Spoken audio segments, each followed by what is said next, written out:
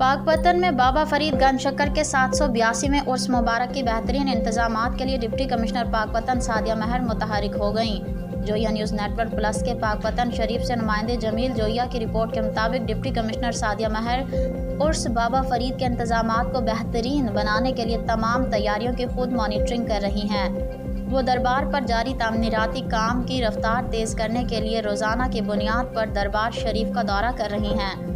उन्होंने महकमा बिल्डिंग के अमले को हिदायत की है कि दरगाह पर जारी तामीराती काम को जल्द मुकम्मल किया जाए ताकि उर्स इंतजामात बेहतरीन हो सकें। डिप्टी कमिश्नर सादिया महर की हिदायत पर महकमा औकाफ ने उर्स से कबल ही उर्स प्लान को हतमी शक्ल दे दी।